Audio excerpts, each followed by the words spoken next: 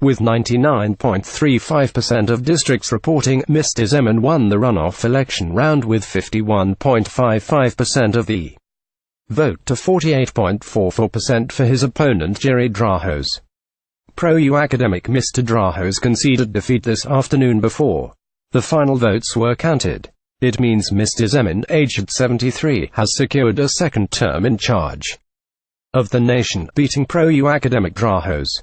And he did it on the back of a tough stance against immigration and courtship of closer ties with Russia and China. Mr Zeman has also caused panic in Brussels by failing to rule out his own Brexit-style referendum. During a TV debate, Mr Zeman said Czech citizens should have a direct say on political issues and that he is not opposed to a referendum on EU membership. He said, "Brexit is a decision that must be respected," political analyst Michael Romankov said afterwards.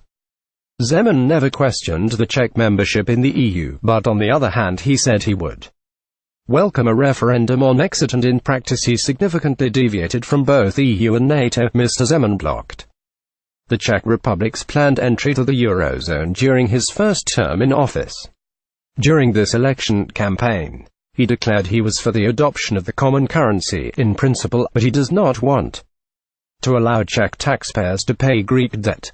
Mr Zeman has won the election, he said. "The moment Greece leaves the Eurozone or is excluded, I will gladly support it." Richard Bingley, a regional security specialist, as well as UKIP's Home Affairs spokesperson, said Mr Zeman committed to an EU membership referendum in last Thursday's national TV debate. "Of course, we'll see how the Czech people vote.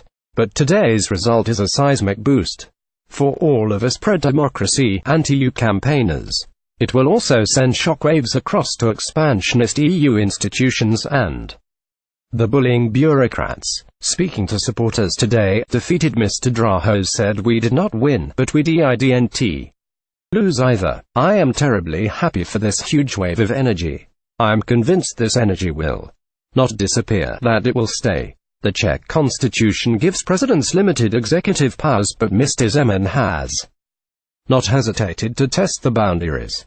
In 2013, for example, he appointed a caretaker government of his allies for 5 months against the will of Parliament. Getty Mr Zeman celebrated the result. It will be Zeman's second term in office. He has benefited from rising Czech hostility to immigration, especially from Muslim countries, although the country received just 116 asylum applications between January and November last year.